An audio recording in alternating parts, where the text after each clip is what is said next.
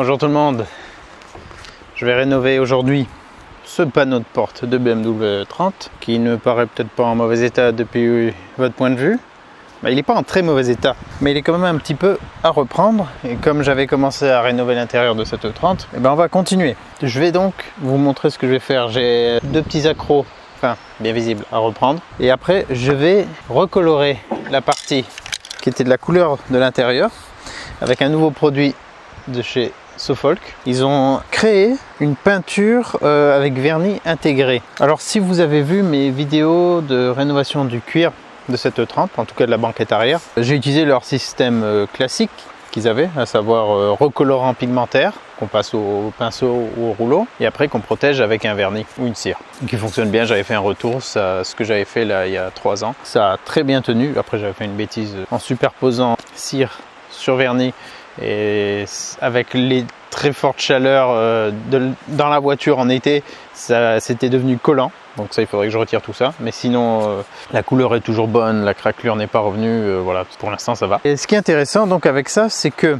selon les cas, ça va revenir un peu plus cher de faire ça avec ça. Mais là où ça m'a intéressé, c'est que si on a des pièces avec des reliefs un peu compliqués, parce que normalement, quand on rénove une pièce de cuir ou de simili, il faut la poncer, la dégraisser pour qu'on ait une bonne accroche. Et le problème, c'est que des fois avec les coutures, ça peut être très délicat, des surpiqûres et tout. Surtout quand on en a qui sont rapprochés comme j'ai sur les sièges de cette 30. Donc dans des zones comme ça, parfois vaut mieux ne pas s'approcher avec de l'abrasif, parce que si on entame les fils, ça va être irréversible. Et si on arrive à bien dégraisser, en principe ça ne devrait pas être un souci avec l'acétone, on devrait quand même avoir une bonne accroche. C'est sûr que dégrainer c'est optimal, mais je pense que des fois il vaut mieux s'abstenir.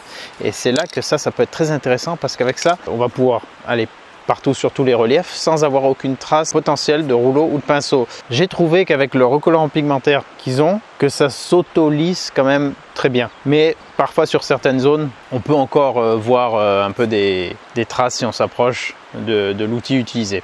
Donc avec un aérosol, c'est sûr qu'on n'aura aucune trace. Donc ça, c'est à prendre en compte si on veut une finition vraiment exemplaire sur une surface un peu plus complexe. Je pensais aussi aux garnitures en plastique qui ont souvent une peinture légèrement, pas caoutchoutée, mais comment on pourrait dire, soft touch, en tout cas comme ils disent chez BM. Et cette peinture, quand elle saute, c'est la galère à reprendre. Et j'avais réussi avec le recolorant pigmentaire à reprendre, mais j'ai pas mis de vernis par-dessus, ça tenait déjà assez bien. Mais là, si on a le recolorant mélangé avec le vernis, ça fait qu'au lieu d'avoir recoloration et un vernis qui la protège et qui va s'user, donc c'est le vernis qui va s'user, et si on pense pas à refaire le vernis à temps, c'est la coloration qui va s'user. Là au contraire, tout va pouvoir s'user et ça va rendre le tout plus costaud, sachant qu'on peut aussi vernir par-dessus ce produit. Donc je vais tester ça. Ils ont déjà toute une sélection de couleurs, je pense les plus courantes, mais on peut leur demander sur mesure aussi. Donc moi j'ai la référence de l'intérieur de la E30 et on va regarder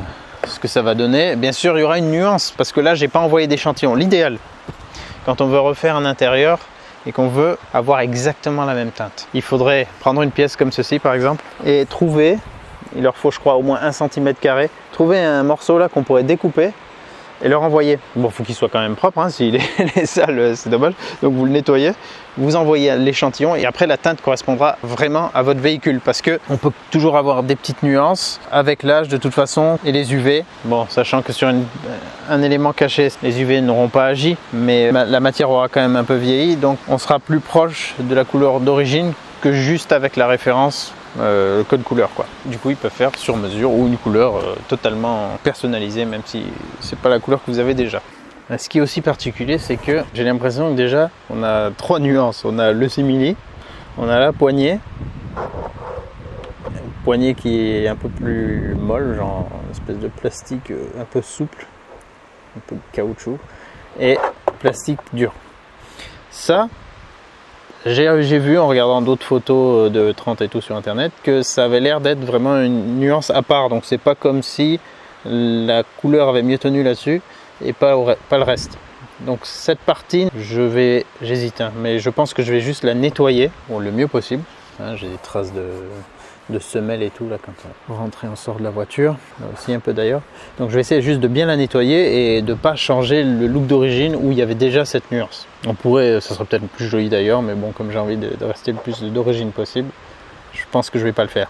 Après ça et ça, normalement je crois que c'était la même couleur, sauf que ça a évolué différemment. Donc ça je vais refaire toute la même couleur. La poignée elle pourra s'enlever normalement parce qu'elle est tenue avec le vide-poche. Donc lui je vais le défaire avec ces deux vis. De toute façon c'est à faire si on veut faire ça correctement, sauf si on le fait sur la voiture.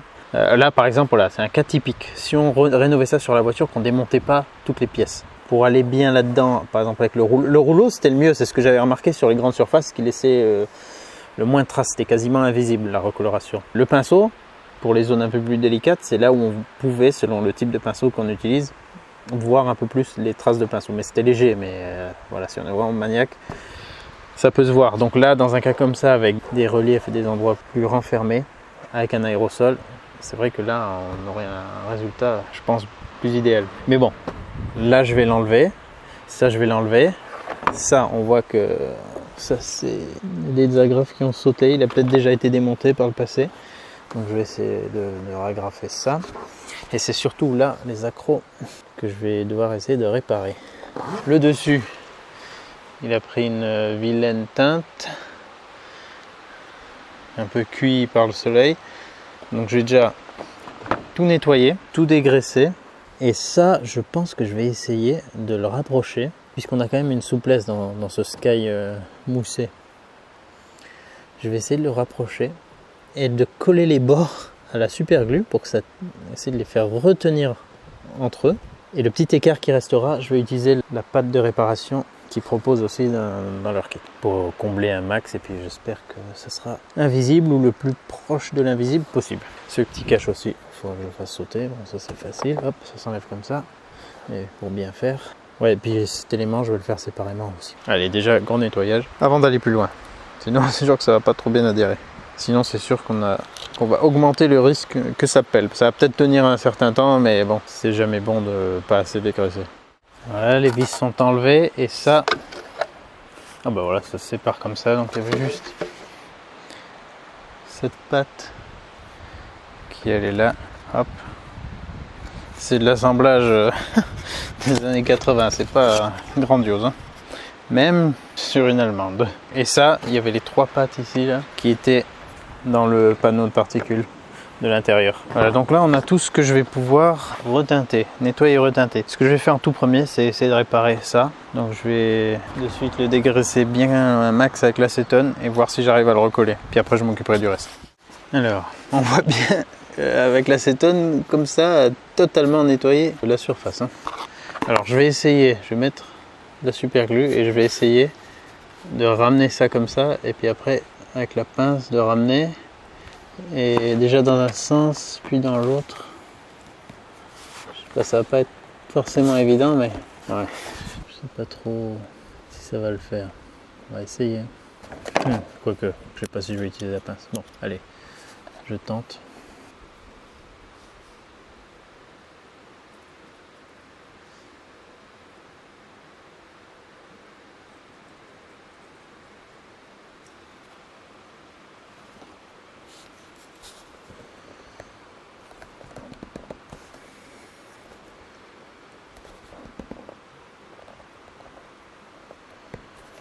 Ah, c'est chaud.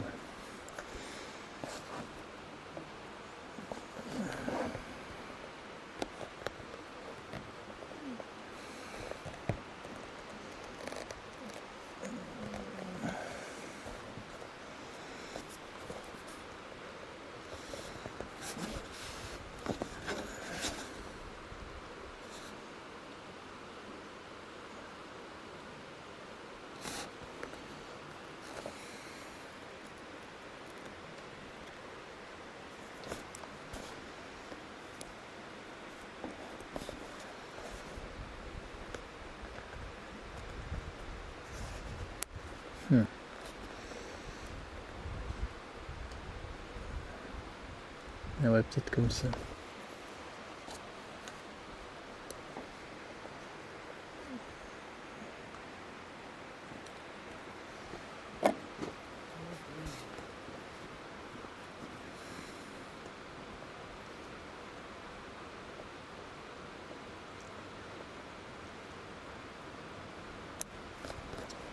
Non.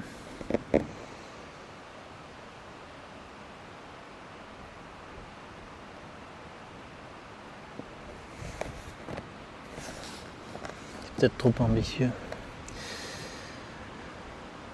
Ah, ça va peut-être le faire.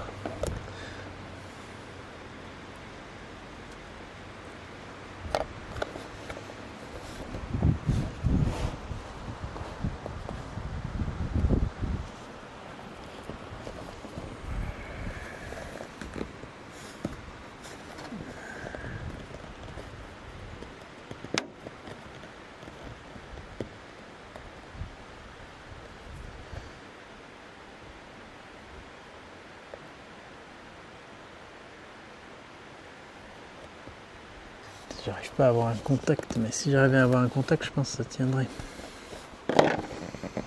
J'ai quand même pas envie de tout défaire par derrière.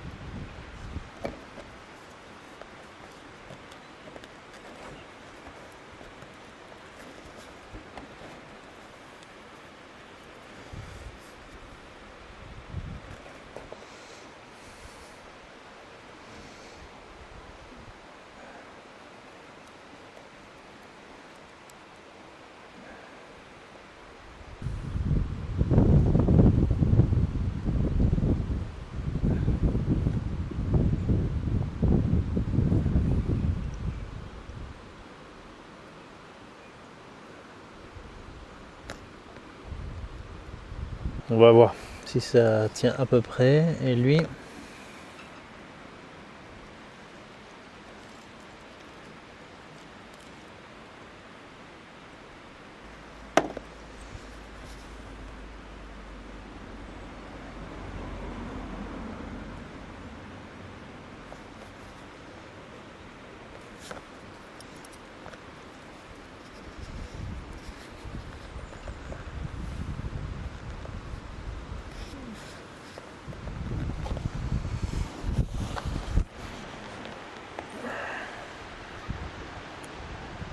ah ouais, faudrait pas que la mousse colle en dessous par contre.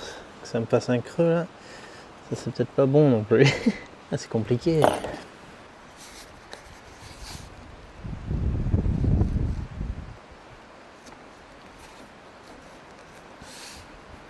Ouais, ouais, c'est pas idéal comme ça. Mais c'est moins visible que ce que c'était déjà.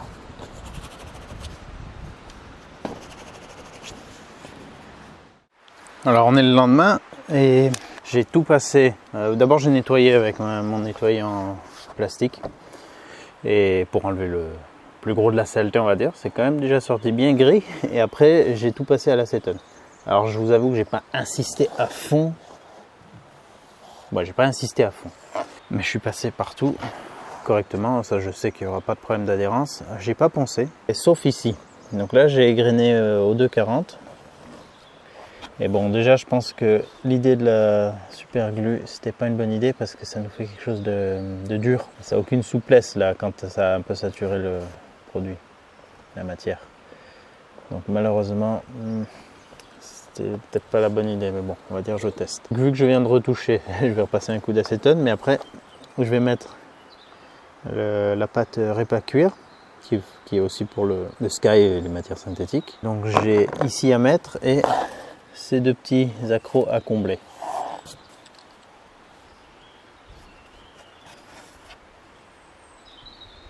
Bon, ça sert à rien de trop en mettre.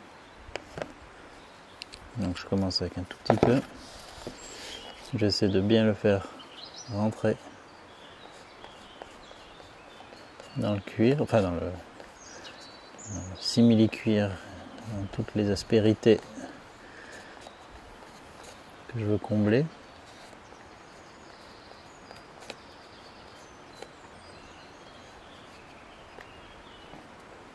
Alors là, le truc par exemple, c'est est-ce que j'essaye de combler carrément tout le creux là, qui se comble naturellement. Mais là j'aurai plus de relief, enfin j'aurai plus le grain on va dire, du faux cuir. Mais j'aurai la bosse où est-ce que je comble la bosse et du coup j'aurai pas le relief. Sachant que le relief on peut le recréer aussi, mais ça il faut utiliser un autre produit. Alors ça sèche assez vite, là la température est bonne, il doit faire une vingtaine de degrés. Tout l'excédent on le ponce, donc c'est comme du mastic, ça sert à rien de trop en mettre parce que si on en a trop, il va falloir le poncer. Le but c'est vraiment de combler là où on en a besoin.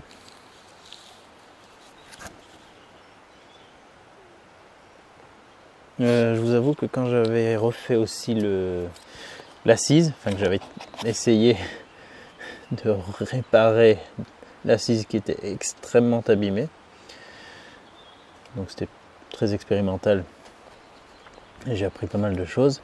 J'en avais aussi appliqué avec les doigts parce que des fois j'arrivais à mieux le faire aller où je voulais avec les doigts. Bon, après si le produit ne pénètre pas dans la fissure, c'est qu'elle est assez petite normalement pour être comblée avec le recolorant. Il a quand même une certaine viscosité qui fait qu'il va pouvoir combler des petites imperfections. Voilà, j'en mets ici aussi. Vraiment très très peu.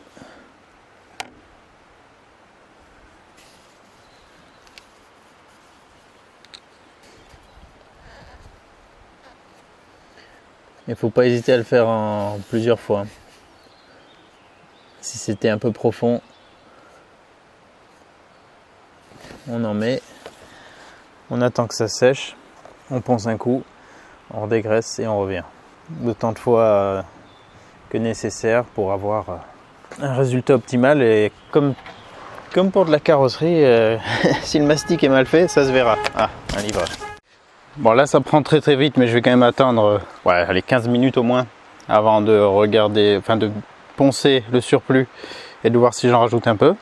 Et en attendant, je vais nettoyer cette pièce. Je vais pas tout faire à l'acétone, je vais d'abord le dégraisser avec mon nettoyant moteur.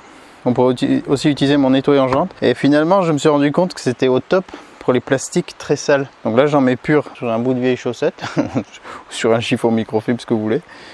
Et je le passe, vous voyez la différence déjà là. Là, c'est moins flagrant. Ici, ça se voit mieux. Hein, on se rend pas compte derrière la poignée toute la saleté qu'il y a. Ben voilà, 36 ans de crasse. Beau ça, hein. Voilà, donc j'en mets un petit peu là-dessus.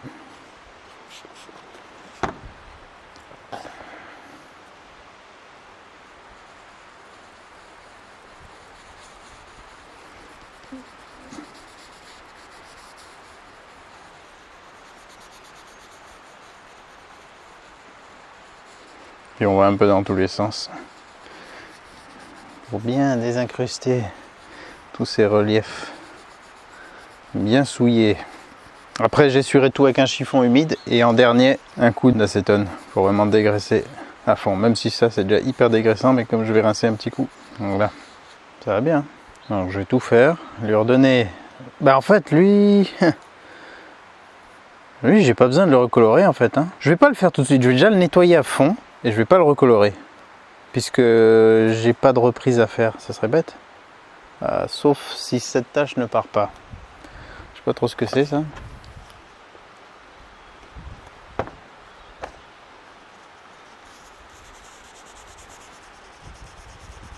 Ah ouais, ça part pas ça. Aucune idée de ce que ça peut être, mais ça a teinté la masse. Donc il aura peut-être droit à une couche de recoloration quand même. Là aussi on dirait qu'il y a un autre petit point. Je sais pas ce que c'est. Là aussi d'ailleurs. Bon allez, je nettoie tout ça, puis on verra ce qu'on fait. Et ce qui marche encore le mieux, qui va encore plus vite, c'est d'utiliser une brosse à dents. Sans appuyer, au moins ça nettoie parfaitement tous les reliefs. Et là la pièce, c'est vraiment dommage qu'elle ait ces taches, parce que sinon elle était comme neuve quoi. Ah, je suis dégoûté. Pas dégoûté. Elle est ressortie mais... parfaite. Ouais, là aussi. Bon, peut-être un coup de recolorant, ça le fera. Non, vraiment, je vous conseille, un très bon produit. Qui peut se diluer, bien sûr, mais quand on a de la grosse crasse en pur, on en met très peu, ça va très bien. J'ai refait une deuxième petite passe, parce qu'au doigt, je sentais que j'avais un peu de relief. Et là, bon, j'ai décidé de combler, parce que c'est trop accentué. Donc là, je vais le faire en plusieurs fois. Je sens que j'ai ici malheureusement une crête à cause de mon collage que j'ai fait remonter en fait. Et là après ça fait un creux et là ça se sent déjà moins. C'est ici le pire. Bon, je vais voir comment je peux atténuer ça au mieux. Et en attendant, je vais nettoyer le vide-poche. Je réutilise ça.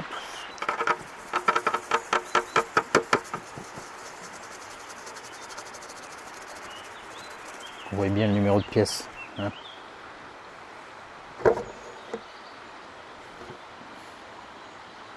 Et là, je sais pas si ça va pouvoir partir sans que j'utilise genre du white spirit, les traces de chaussures. Hein.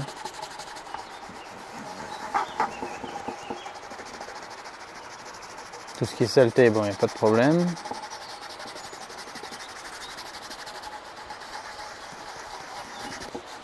Je vais faire tout comme ça et s'il reste vraiment des traces, je mettrai un coup de white spirit avec un chiffon.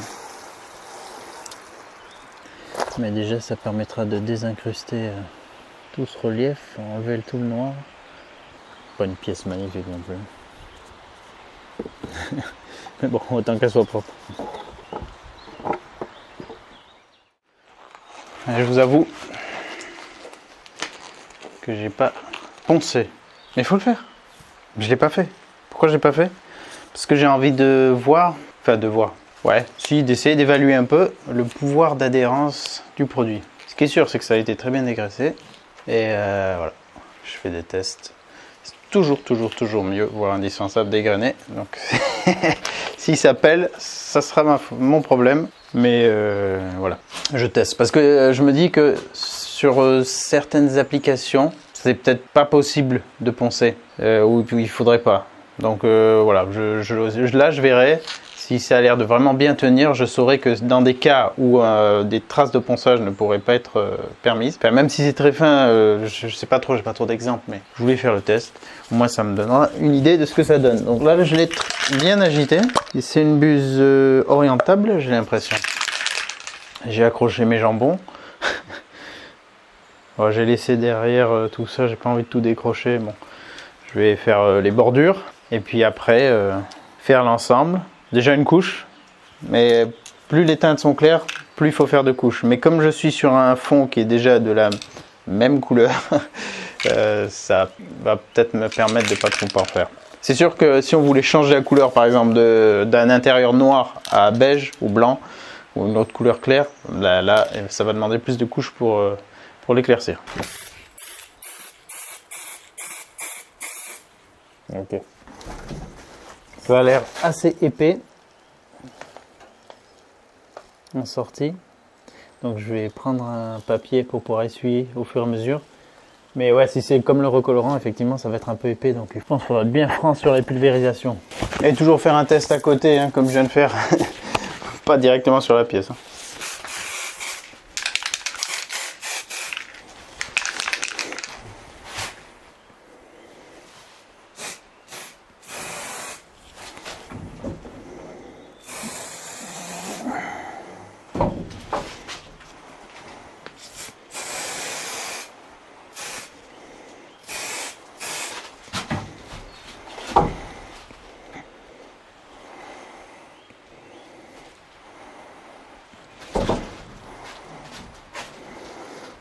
C'est pas fantastique mon installation, mais bon.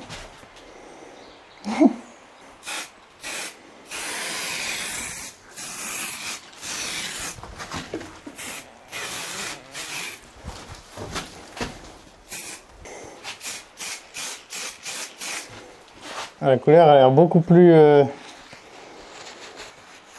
sable que d'origine. On va voir.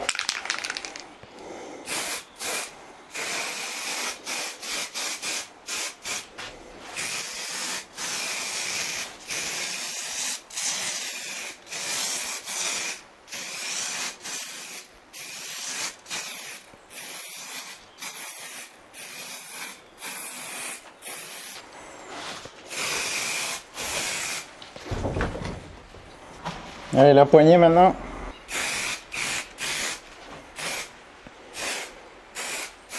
Putain, ça me fait des des crachats, là, des postillons, enfin des gouttes.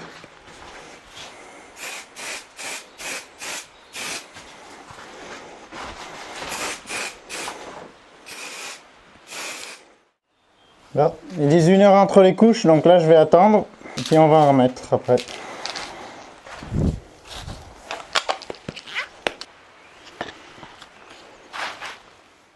Allez, deuxième couche.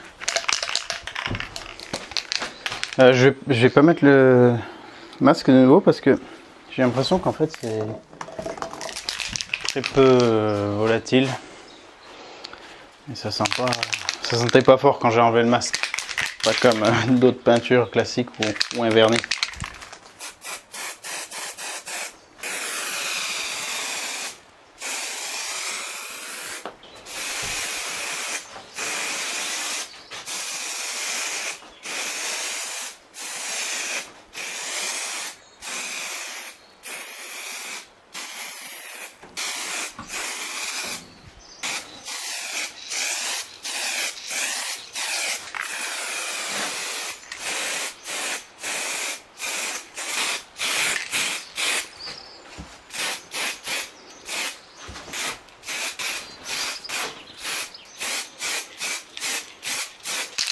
Alors pourquoi j'ai mis ça?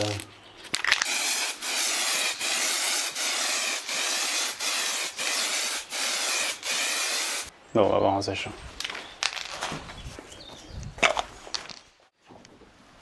Ça fait 3 mois que j'ai passé ça.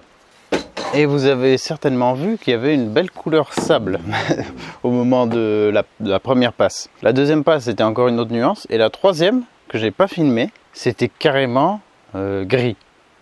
Avec des nuances. Pas homogène du tout. Donc je me suis dit, ah, merde, alors là, il y a un souci. Pourtant, j'avais bien agité à chaque fois et tout. Donc j'ai contacté SoFolk et je leur ai expliqué le problème, disant que voilà, j'ai tout bien agité, j'ai fait mes passes avec toujours 1 heure d'attente de séchage entre les passes et j'avais un résultat différent à chaque fois. Alors du coup, moi je suis un des premiers qui a testé ce produit sur une teinte personnalisée. Parce qu'ils ont une proposition de, je crois, 21 teintes non personnalisées, préétablies, on va dire. Ils sont en train de développer, là, après, ça va être possible vraiment d'envoyer un échantillon ou demander par rapport à un code couleur exactement la teinte qu'on veut. Donc moi, c'est ce que j'ai fait. Mais comme c'est un produit qu'ils sont en train de mettre au point, il y avait des subtilités, des choses à découvrir.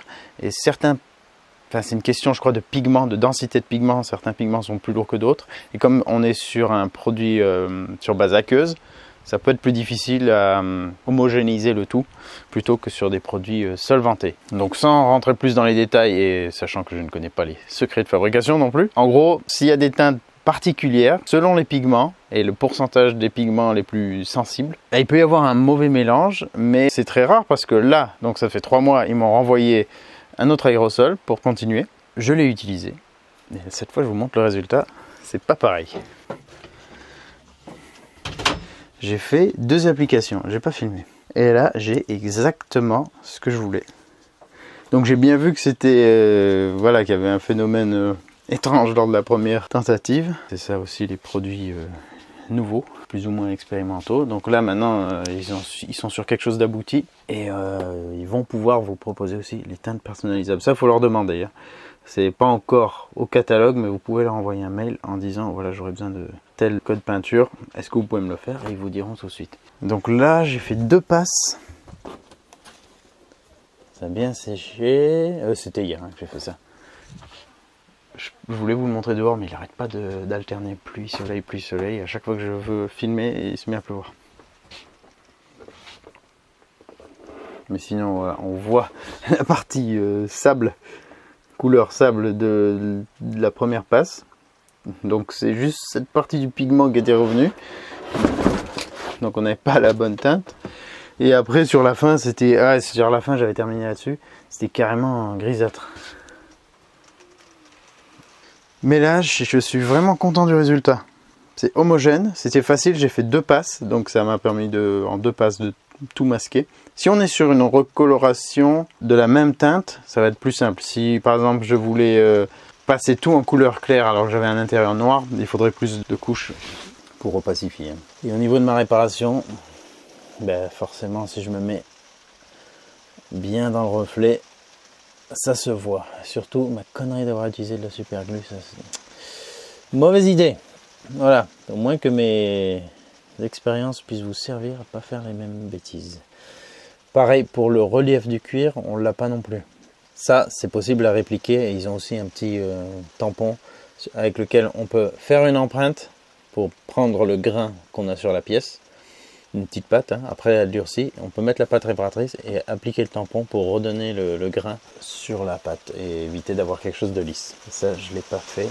Et concernant, c'est où que j'avais un petit accroc encore en haut? Ou là?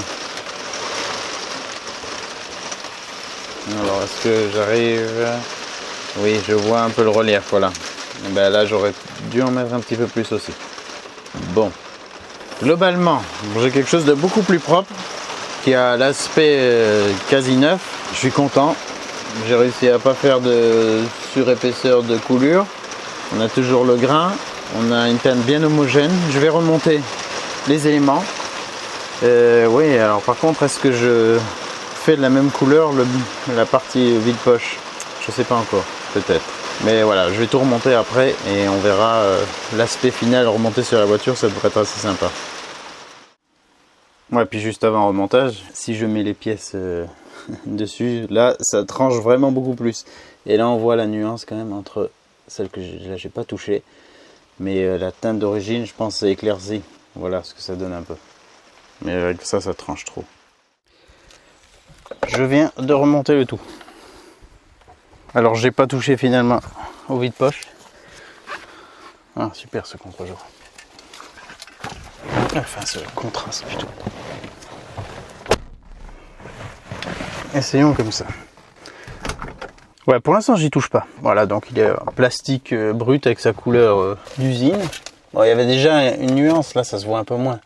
Mais il y avait déjà quand même une nuance d'origine. Même avec lui et là on voit quand même une petite nuance. Mais ce qui est vraiment bien, c'est d'avoir pu totalement éliminer ces traces là, l'équivalent de ces traces que j'avais. Je sais pas d'où ça vient ça, des trucs un peu violacés, limite des points de rouille, enfin je sais pas, quelque chose qui a pigmenté le plastique et qui part pas en nettoyant. Ça c'est complètement parti. Le rendu est super. Sur la durée, je peux pas me prononcer bien sûr. J'ai réussi à rendre quasi invisible le tout petit trou qu'il y avait là, mais on aurait pu faire mieux. Là aussi, on aurait pu faire mieux. Ça, voilà, c'était l'erreur de la super glue. Ça a fait un truc rigide, j'aurais pas dû faire ça.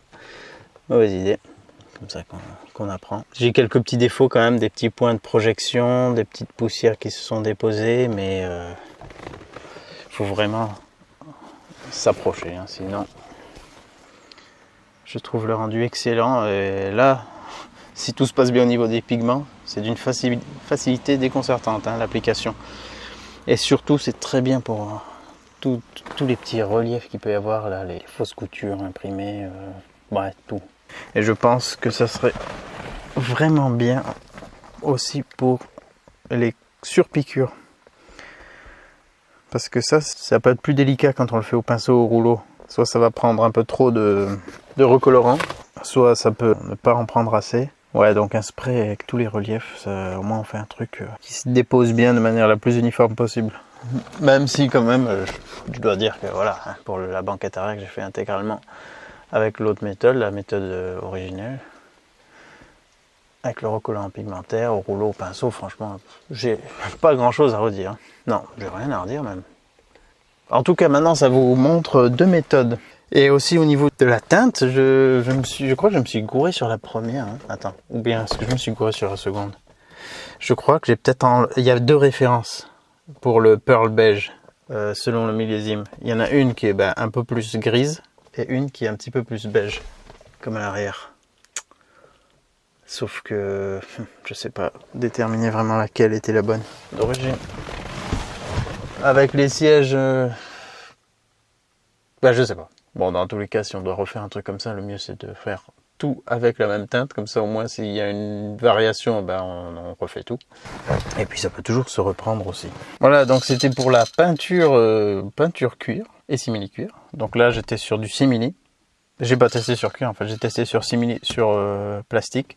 J'ai pas égrené légèrement la surface, donc si ça venait à un peu moins tenir, je saurais pourquoi. Je vous conseille de le faire comme toujours. Mais le fait qu'il y ait le vernis intégré, ça devrait être pas mal pour l'entretien. Très facile à l'application, ça fait sauter une étape, sachant qu'on peut aussi quand même revernir par-dessus si on voulait. Mais par exemple, on peut simplement rajouter une couche de plus pour renforcer l'épaisseur du tout et renforcer du coup la protection, la couche d'usure on va dire. Et l'avantage c'est que si avec le temps ça venait à nouveau s'user à une partie ou qu'il y avait besoin de reprendre, ben, on peut repasser par-dessus simplement avec ça. Avec le recolorant pigmentaire, il y a quelques étapes en plus, mais là j'ai pu tester les deux. Je trouve les deux très bien et chacune aura des avantages par rapport à l'autre. La recoloration classique, est-ce que ça je peux pas, je crois que ça reviendra un petit peu moins cher quand même s'il faut rajouter le vernis. Mais ouais, ça dépendra vraiment. Alors là, ce qui est très bien aussi, c'est si vous avez des grandes surfaces, je recommande plutôt de le faire au rouleau. Des grandes surfaces avec pas trop de relief ou de forme complexe. Si c'est des pièces plus petites avec plus de relief, plus torturées, avec l'aérosol, on arrivera peut-être mieux à faire un truc en s'y prenant bien, en faisant pas de coulure, plus homogène. Parce que quand c'est petit, on va plus utiliser un pinceau, et avec le pinceau, il y a plus tendance à avoir des traces, même si c'est quand même très autolissant, et ça j'ai pu le voir au début, par endroit, sur la banquette arrière. Quand je l'appliquais, je me disais, ah, ça fait quand même pas mal de traces de poils de pinceau. Et en fait, au final, une fois que ça a séché, ça s'était tendu, et on voyait quasiment plus rien. Donc voilà, mais aussi la personne qui fait le travail jouera sur le résultat. Hein.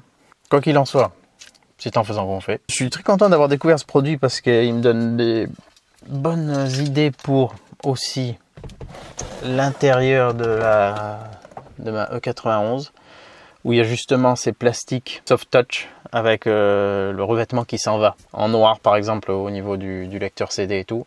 Et ça pourrait être bien de refaire juste avec un aérosol comme ça. Je pense que je peux retrouver l'effet soft touch sans avoir de traces et avoir un rendu presque identique à l'origine. Ça m'intéresserait bien. Voilà, en tout cas, je vous mets les liens utiles dans la description. Il y a normalement un petit code promo aussi. Si vous avez le moindre doute, contactez Sofolk et posez leurs questions par rapport à votre projet. Là, on est dans le domaine automobile, mais ça va bien aussi pour le domaine maritime, la maison, les canapés, les fauteuils, partout où il y a du cuir, du simili qu'on voudrait reprendre, n'importe quel habillage intérieur qui serait dans ces matières. Et eux, ils pourront vous répondre sans problème aussi par rapport aux teintes spécifiques. Des fois, il vaut mieux demander et qu'ils vous disent, alors là, pour ça, on vous recommande pas, et comme ça, vous évitez de dépenser de l'argent pour un résultat qui sera peut-être pas satisfaisant, ou au contraire, ils vous diront les conseils pour que ça se passe bien. Allez, je vous dis à bientôt dans une autre vidéo, et puis moi, je vais continuer petit à petit à reprendre l'intérieur de cette E30 en apprenant. C'est pas parfait ce que je fais. Pas évident de faire les choses parfaitement quand on est amatteur. Ça prend beaucoup de temps. Mais voilà. Des fois, on a des nouveaux produits comme ça qui sortent et qui facilitent bien la vie. Allez, à bientôt. Mais je dois dire que je suis quand même très content du résultat.